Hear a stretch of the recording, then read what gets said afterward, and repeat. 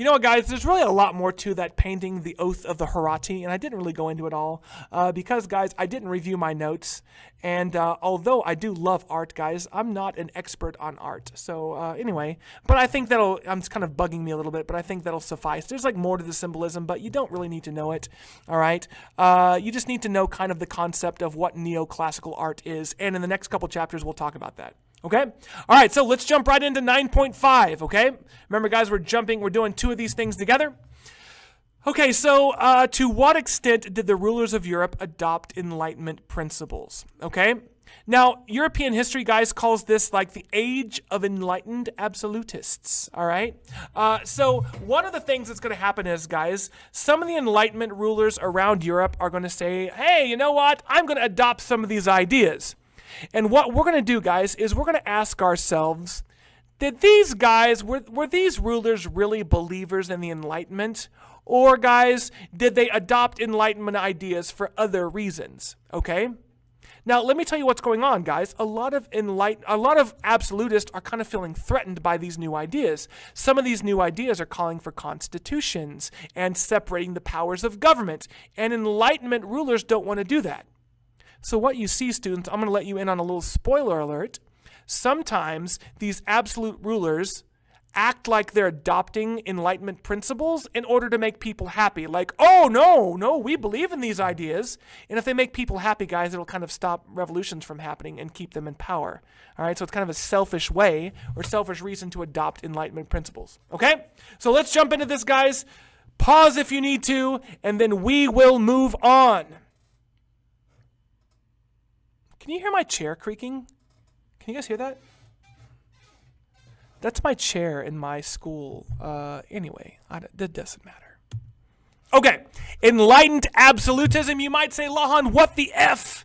And by F, I mean frick, because this is a Christian Minecraft server. What the frick is Enlightened Absolutism? Well, I think I already told you, during the Enlightenment, many absolute rulers are going to adopt Enlightenment ideas. You know what, guys? I got to stand up because my back kind of hurts. You know you're getting old, students, when you start saying, my back hurts. Oh, my goodness, my back. And, guys, yes, I'm getting old. I am 40, after all, halfway to the grave. But anyway, so during the Enlightenment, guys, many absolute rulers started to adopt Enlightenment ideas. And the big question for historians like ourselves, because if you're in this class, we are all historians. But the big question is, guys, I mean, were they really adopting Enlightenment ideas or were they not? And that's what we're going to try to answer. So a lot of monarchs or kings and queens like to kind of flex their clout. How's that for young people talk? But they did, guys. They thought they gave you a lot of clout when you would invite Enlightenment people to your palace and you would talk to Enlightenment people. Like Voltaire would go meet with, I forget, was it Catherine the Great? But anyway, guys, a lot of these people went to go and they would visit monarchs and they would talk about Enlightenment ideas and things like that. And like I said, guys, it kind of made the absolute monarchs look like they were Enlightenment-y. Because, ooh, look at them. They're hosting Voltaire. As a matter of fact, guys, I think Voltaire pretty much got ran out of a lot of those meetings because this dude believed in freedom of speech, right? He definitely got kicked out of France a couple times. But anyway, so they would host these philosophes, and it kind of gave them a little clout. So what we're going to do, guys, is we're going to run through some major Enlightenment absolute monarchs, and we're going to ask ourselves, to what extent were these guys, oh my goodness, guys, that sounds like an LEQ. Evaluate the extent to which the Enlightenment rulers of the 1700s actually adopted Enlightenment principles. Guys, if we weren't working on an LEQ right now, that's the LEQ we would do. But anyway, but maybe there'll be an SAQ on the test that talks about this. Hint, hint, hint. Sorry, guys. Anyway, okay. I'm sorry, I'm being really creepy and weird today.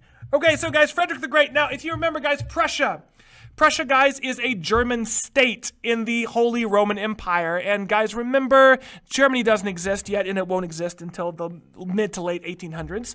But right now, it's a whole bunch of different states, all ruled by different people. Guys, remember how divided the Holy Roman Empire has always been. So Prussia, guys, is on the right side of the map, West Prussia, East Prussia. It eventually unites into Prussia. But Frederick the Great, the Hohenzollern, all right, family, are the rulers of Prussia. So guys, one thing that he did was he created this thing called the Civil Service Commission. Now, a commission, guys, is just a government body that's job is to do something. All right? So guys, civil service means working in the government. So guys, if you ever work for the government, if you ever become like some kind of government employee, then you work in what's called civil service. Well, let's talk about how Frederick the Great was Enlightenment-y or Enlightenment-esque. Well, he created the Civil Service Commission, guys, and what this did was this made sure that the people in government were qualified to be there. Basically, it promoted people based on their merit. You need to know that word, guys, merit or ability. All right, now, what did people do before this? Well, you got a job if you were a noble or, a wealthy aristocrat. That's why you got a job. You might say, well, what if you weren't qualified to do that job? Didn't matter. So guys, what that led to was really inefficient government and military and everything, because people were getting promoted based on who they were, not how they performed. So guys, this is the very Enlightenment idea that we promote people based on their ability and their merit, all right, not based on who they were. So guys, nobles and wealthy middle class actually had to attend universities to train for the bureaucracy.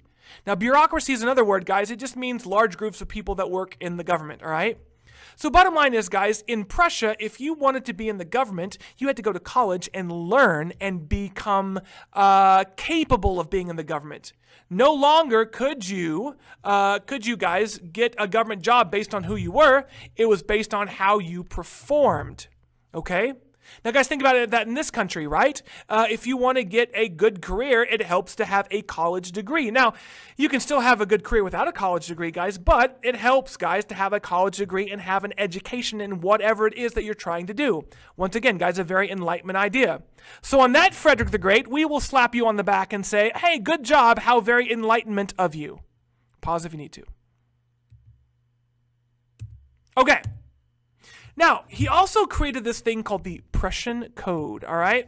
So guys, this was a law code in Prussia based on Enlightenment ideals, and some of these guys will sound very familiar if you've done the last section of notes. Well, one of the things, guys, was he freed serfs. And you might think, whoa, wait a second. Serfs? He freed serfs? What does that mean? Well, remember, guys, serfs were kind of tied to the land that they were born, and now he said, hey, serfs, you're free. You don't have to stay in your own land. You can own land someday if you ever have enough money to do so, which is not very likely, but if you did, you can own your own land. So serfs were free, guys. They were no longer tied to the land of a landlord. Wow, what a very Enlightenment thing.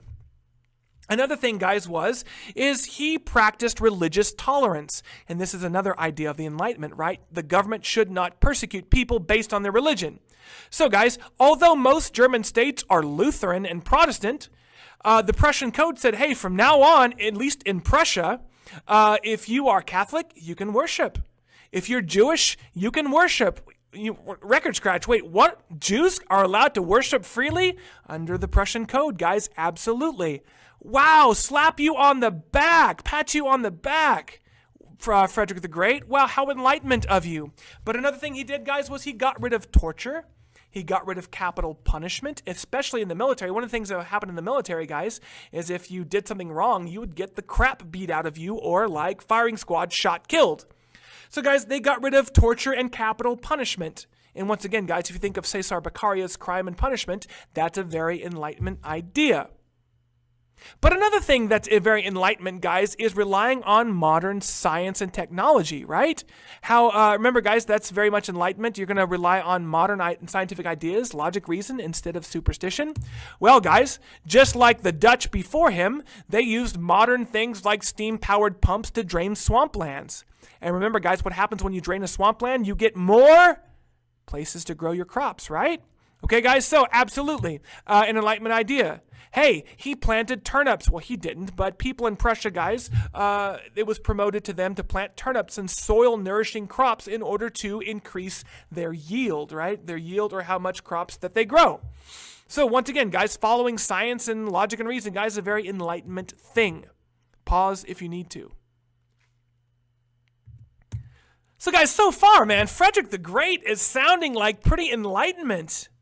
So, Frederick the Great, guys, Enlightenment or no? And the answer is, guys, maybe. Okay? How about that, guys? Isn't that the answer in everything I teach you? The answer is somewhere in the middle, except for when we get to Nazism, guys. There's nothing ever middle road about Nazism, but we'll talk about that much, much later. Okay, guys. So, yes, he freed the serfs. That was a very Enlightenment idea. But, guys, and a very big but, and I can't lie, the reason he freed serfs is, think about it. If you free the serfs, then he can now use them in the military to fight and die for the country, or for the state. And guys, guess what happens if you free serfs and they own their own land? You can now tax them. So did he free the serfs because he thought it was a good idea and a good Enlightenment idea about equality and all that jazz? Or did he free the serfs just so he could tax them? The answer is yes, both, all right? But mostly so he could tax them. But I mean, bottom line is, guys, does it matter? I mean, if you're a serf now, you're kind of free. So he was Enlightenment in one way, but he kind of did it for a selfish reason. How about this? Now, guys, he created public education, guys, is going to be a very big thing in Germany, where most schools are going to be created all throughout the German states, especially Prussia.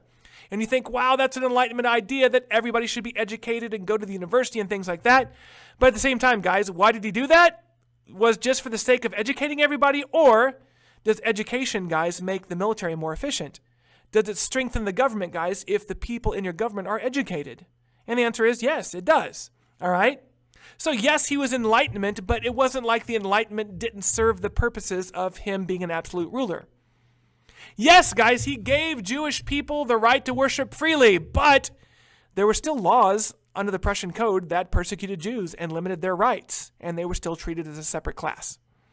So guys, on one hand, we could call Frederick the Great an enlightened absolutist.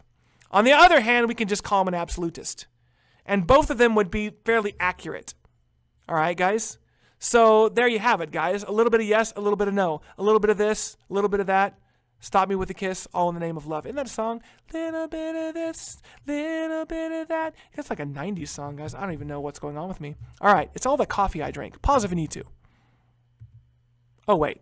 In short, guys, Frederick adopted Enlightenment ideas to strengthen his own power. Okay, pause if you need to. All right, guys, so Maria Theresa of Austria. All right, let's talk about Austria. Where's Austria? Well, guys, it's another big state in the Holy Roman Empire. All right, it's more of a united kingdom, and they are ruled by the Habsburgs that we've talked about a million times in our notes already. Well, guys, now Maria Theresa is on the throne. She's a Habsburg ruler. And, guys, guess what? Once again, guys, you want to talk about a Rococo painting? Look at the pastels in this portrait, guys. Rococo. Let's talk about some of the reforms that Maria Theresa did in Austria. Well, Austria, guys, is extremely ethnically diverse. I mean, you've got Middle Eastern people living there. You've got Eastern Europeans living there. You've got Orthodox Christians living there. You've got Protestants, Catholics, Jews, Muslims, all living in Austria. So one of the things, guys, that she began to do was she began to make nobles and the clergy pay taxes, all right? Now, I don't know if I've told you guys this before. I think I have in one of the older things and notes in chapter 7, but it was a privilege of being noble and being a member of the clergy is that you didn't have to pay very much in taxes. So, guys, what a very Enlightenment idea to make everybody, even the nobles and the clergy, pay taxes just like the peasants and the middle classes, right? Make everybody a little bit more equal. All right? Absolutely. So, guys, that is one thing that you could say that she did that was Enlightenment. Another thing she did, guys, was created local primary schools. Primary schools would be like elementary schools to raise up children with an education. All right, all over Austria. So once again, the idea of valuing education is a very Enlightenment thing. All right? Another thing that we might call very Enlightenment, even though we haven't really got to the effects of the Industrial Revolution, is she started to limit the amount of work nobles could demand from peasants. All right? So, guys, one of the things we'll get into, and we've already talked about how peasants kind of live miserable lives, is that they have to work all the time, right? Well, she basically limited and said, hey, you can't work peasants longer than this much time. All right? So, guys, she limited the amount of work she could demand from peasants, and that sounds like a very Enlightenment idea to kind of take the burden and the struggle off of the backs of peasants. So, pretty Enlightenment, huh? I mean, every one of these, just like Prussia, increased the power of her. right? If you start to tax the nobles and the clergy, then you're bringing them under your control, right? Like, hey, mother truckers, I am taxing you. Ha ha, take that. And you're getting a lot more money to the government, which makes you stronger, okay? Education, guys, same thing. Education benefits the state. How about peasants? Well, guys, if you limit the burden of peasants, they'll be less likely to revolt against the state, and you won't have to put down that revolt. So all of these things, guys, were Enlightenment-y or Enlightenment-esque, but at the same time, they also serve the purpose of the absolute monarch. All right, guys, I think that's enough for today. We're going to stop right there. All right, and I will see you guys in class. Please don't erase my notes, you stupid program.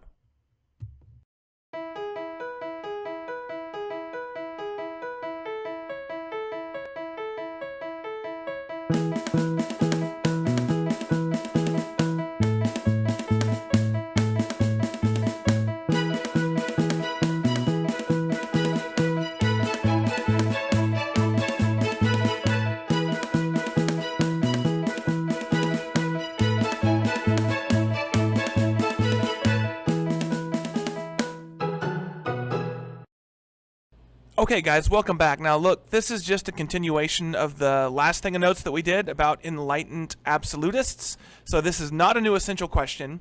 I had to cut myself off last time because I want to keep you guys too long. So this is, like I said, just a continuation. We're still talking about whether or not the absolute rulers of Europe adopted